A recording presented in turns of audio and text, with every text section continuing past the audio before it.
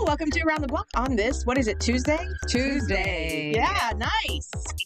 Already Tuesday. There's Jacqueline. I'm here. Yes, and we're glad you're all here. I'm Heather. We got Adria. We got Jacqueline. We got the whole crew. Thanks for watching. We always appreciate you very much, of course.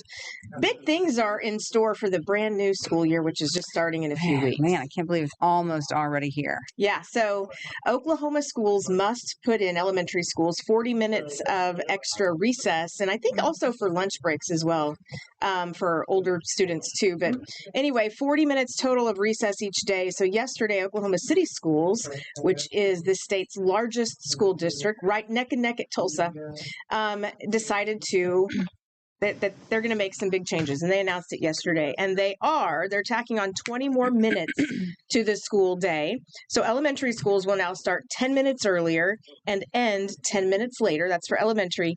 Middle schoolers start 20 minutes earlier. And they're like, oh, I know. Yeah. and high schools will end 20 minutes later. And so it doesn't impact alternative schools, but they had to do something because of the new state law. I love the new state law. I think our kids need the exercise. They need the break, but I think a lot of kids are going to be bummed about those earlier start times and later end times. And some people were questioning, so why not fit it into the day they already have? Mhm. Like, why are they adding in? But I mean, what are you going to do?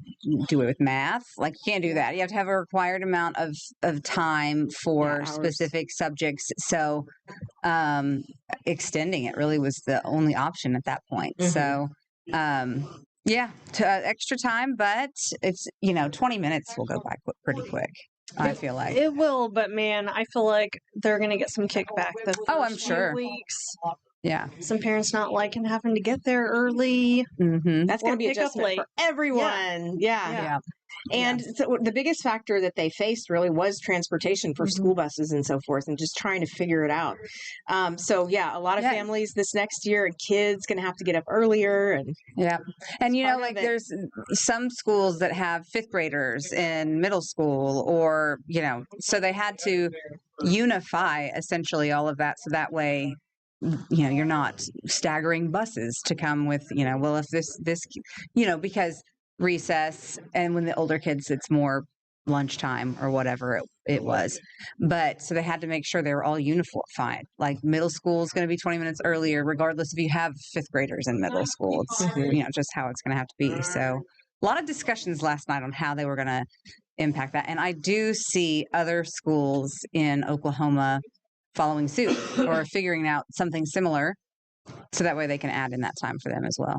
Like, I wouldn't be surprised if Edmond does it in the next week or two, or Norman. Or, because they have to figure something out. Yeah. So. That's what I was going to ask you ladies is because you have kiddos in other districts, have you started hearing clamoring that you may see changes as well? Not yet. Okay. Not yet. I haven't. Have you? No, not yet. No. I have heard that Enid schools are doing a similar. They announced they were going to do a similar adjustment as well. I know that's one of the only other schools I've heard of so far. But like they said, this law went into effect July 1st, and if you haven't had a board meeting since July 1st, you can't really discuss it with board members. So I imagine it's coming up pretty soon for That's more. challenging. Yeah.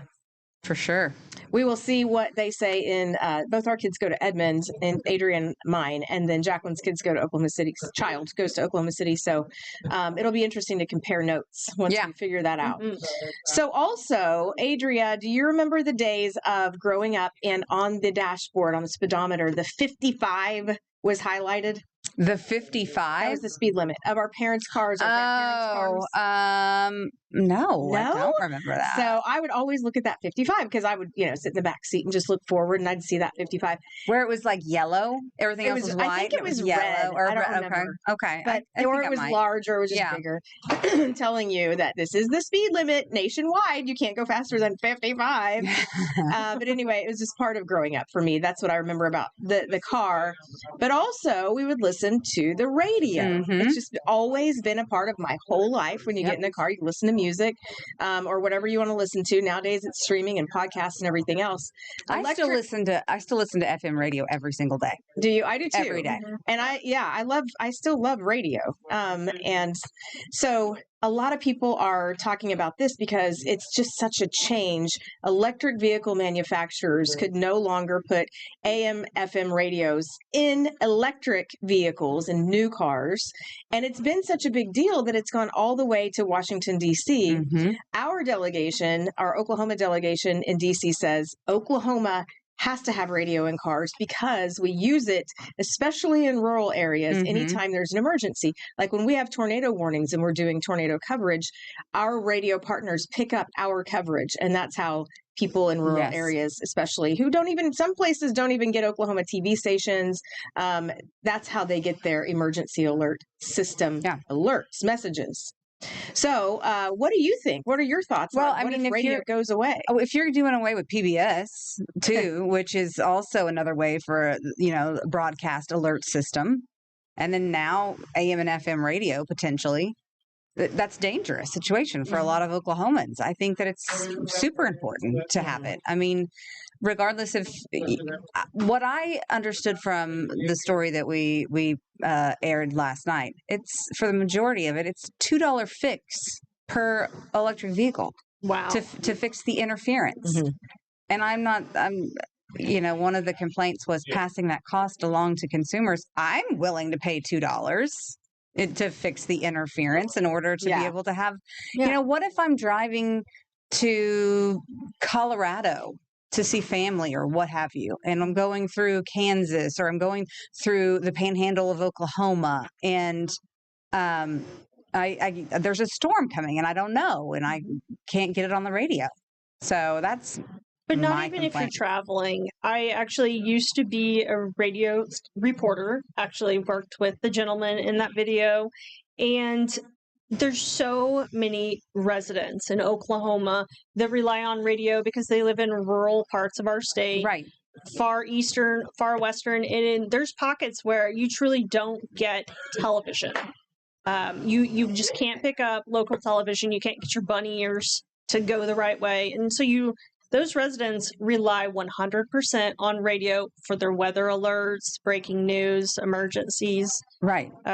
And so it'd be a real detriment for them to lose that. Yeah. Yeah, it definitely especially would. in states that have chronic severe weather like we do. Yeah. And Yeah. so the Consumer Technology Association, they oppose keeping radios in cars. They say these mandates will stifle innovation, impose unnecessary costs on automakers, such as the $2 fix, increase prices for consumers, such as the $2 fix, and undermine the American companies leading electric vehicle development.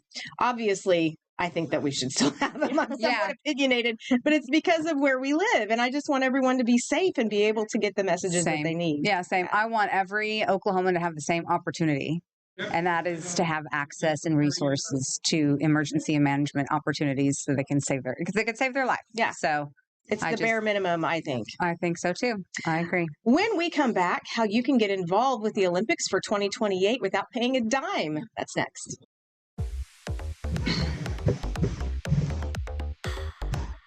Welcome back to Around the Block. We are talking the LA 28 Olympics and how you can get involved without having to buy an astronomically high ticket. Yep. They are pricey. I did buy 4 whenever the tickets opened up, and it was worth the investment, is what I'm telling myself. It's Right. an investment. That's what you got to remind yourself of. Yes, so that my kids can say they've been to the Olympics. And so I bought tickets for softball. So I'm excited about That's that. going to be awesome. That is going to be Yes. so much fun. So much fun.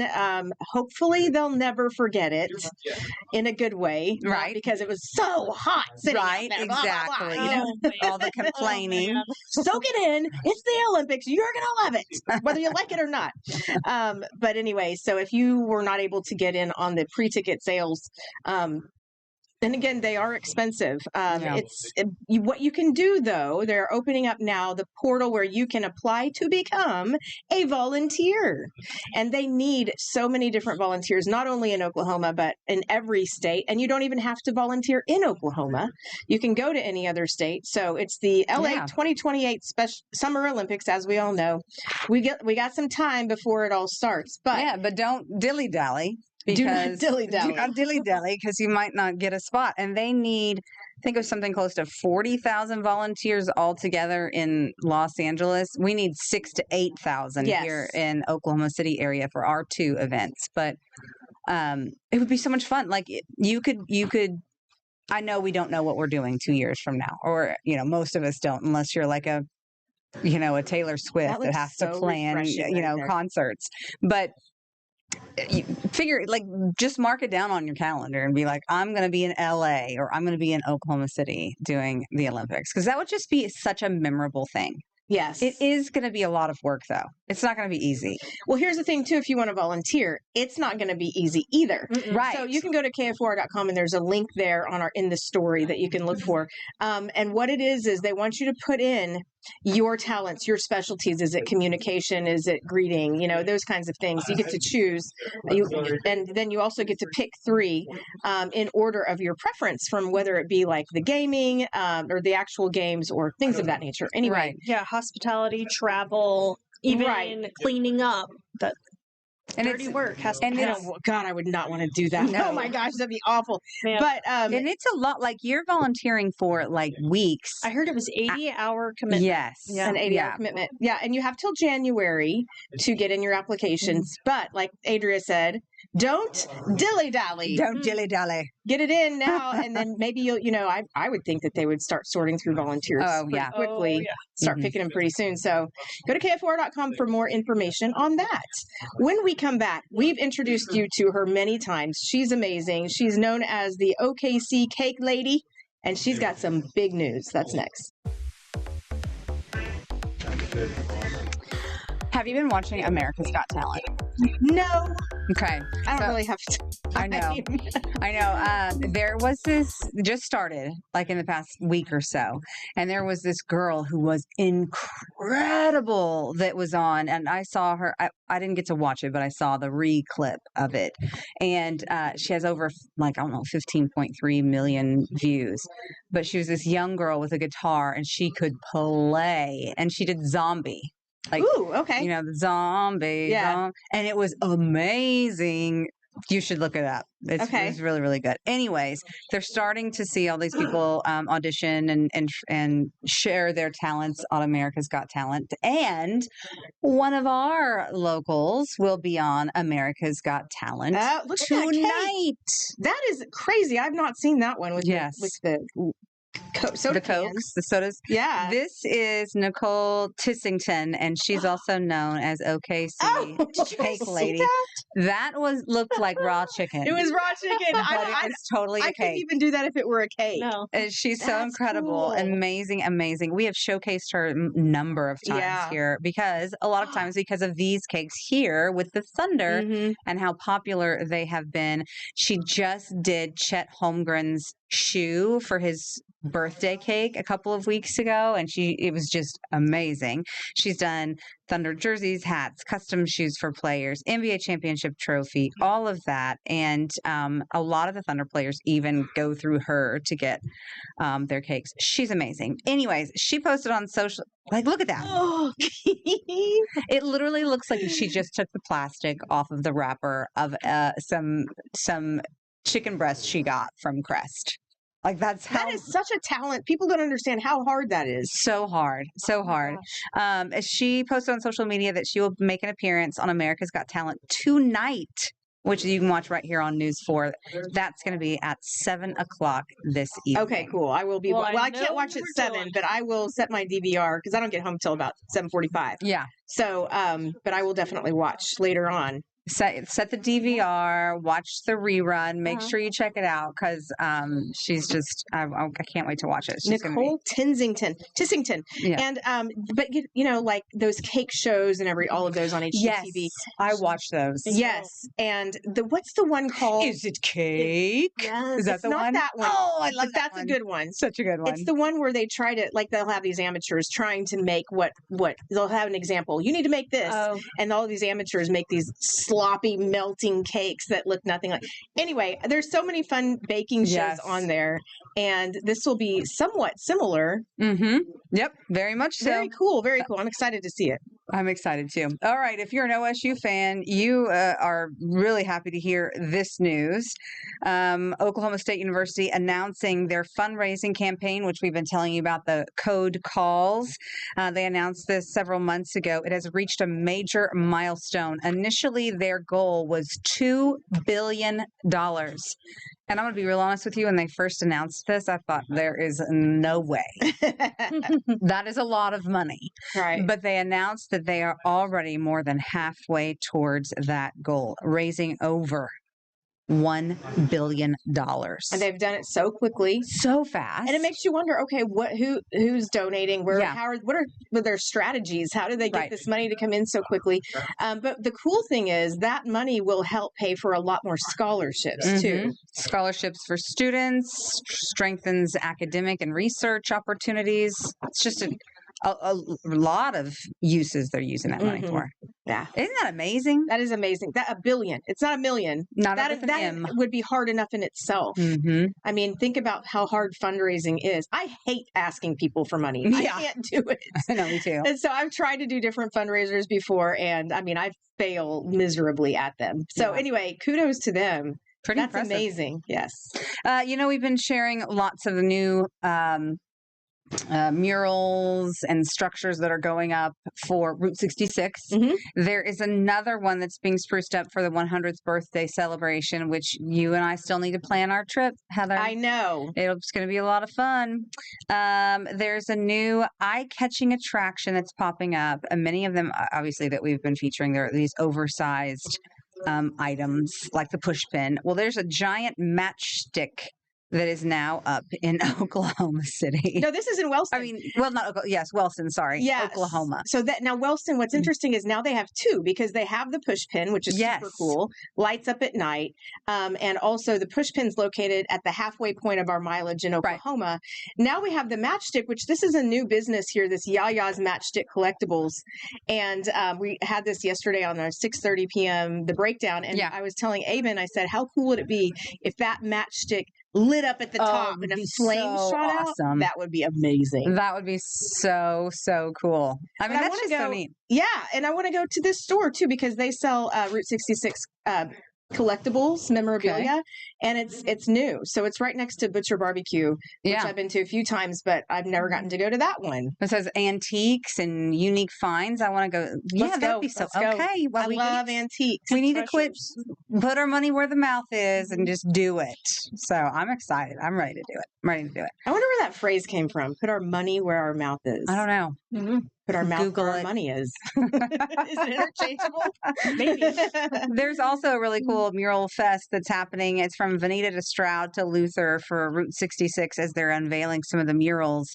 And we've posted information on that at kfor.com in case you want to see some of these cool murals. That one's right there is That's in awesome. Clinton. Yeah. There's a lot of new ones that have been popping up, obviously. And that's artist Scott Henderson there actually doing the painting, and his assistant Patrick. Do you know Okay. them? I actually used to paint murals with Scott. And so Oh, cool. I know. You've done everything. What hasn't she done? busy. I'm a busy girl. But he is a very well-known muralist in Oklahoma, Oklahoma City based, and so you probably see a lot of his work across And just the don't state realize and it? don't realize it. Yeah. Yeah, that's pretty cool. And how does that work? Do they get paid to do it? Or Yes. Okay. Yes. The city or state puts out an RFP, a request for proposal or project, with a amount they'll pay you for the budget, and you have to propose what you'd like to, what art you'd like to do, and interview, and they pick you, and Cool. yeah. If they pick you, they pay you. So, Jacqueline, the most interesting thing besides painting murals, I think, is a former not hiking, rock climbing guide. Yeah, I was a rock So- climbing coach. And then you worked at a radio station as a I journalist. did, You've done yeah. sports. You've done. all the things. And she used to run a newspaper in her neighborhood when she was a kid. It's like all these fascinating things. And Adrian and I'll be talking, and Jacqueline's like, "Oh yeah, I used to do that." Yeah. I know. I'm like, But I was feel like excited I'm to see the very story. like I am not successful at all because I'm not No, Jacqueline. I have no. not met. She's I like got a just- wonderful story for all the. I've done this and I've No, done it's that. just a lot of hobbies. Yeah. Hobbies. And maybe that's what I need need.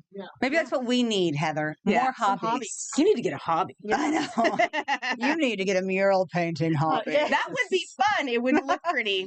It would And look making like cakes. this. Baking cakes wouldn't look pretty either. But I Yeah. mean, that Man, I can't. would be fun, though. I can make some sweets, though. Let me tell you, Ooh, I'll yes, make you some can. sweets, but I'm not. They may not look great, but they taste good. No, they look beautiful. No. She makes Christmas cookies and candies Ooh, and all kinds of things. I do like to make my Christmas stuff. That's fun. Yeah. That is fun. All right, when we come back, we have got a really neat. Well, first off, your bizarre holidays, but also a pretty cool thing for a new Netflix hit. We're going to tell you about it next. Jacqueline, you need to bring some of your artwork to the station tomorrow so we can see it. That's some peer pressure. No, I want to see it. I want to see it. What are you gotta talking bring about? it. The murals? Well, I mean, some The artwork. murals, you can see them at different high school baseball fields across the metro. Which one? I want to go check it out. I think Northwest Classic. Okay. I did that a lot on the south side, Santa Fe South. Okay. Yeah, Okay. I'm gonna go baseball check- dugouts. A lot Nice. of them. Do you know there's a new Netflix series called Little House on the Prairie? It's been very popular. A lot of people have been talking about it. Well, it's based on the books, obviously, from Laura Ingalls Wilder. But there is a doctor in the series named Dr. George Tan. He was based off Bartlesville's first ever physician. He's a historical figure portrayed by an actor called Jocko Sims. And Dr. Tan set up his practice in Bartlesville. And it's basically, you said you watched this and it's It's essentially so the good. same. I yeah. loved the show when I was a kid. It was my favorite show, and it's so good. I'm on episode 4, I think. I fell asleep watching it last night. Yeah. But it was really, really good. Definitely worth the watch. Yeah, definitely go check it out. I'm just going to name a couple of these bizarre holidays because we're running out of time. So I'm just going to name the first 3. Cow Appreciation Day, National Thanks. Be Nice to Bugs Day, and National Mac and Cheese Day. All right. Have a good Tuesday, everybody. Bye-bye.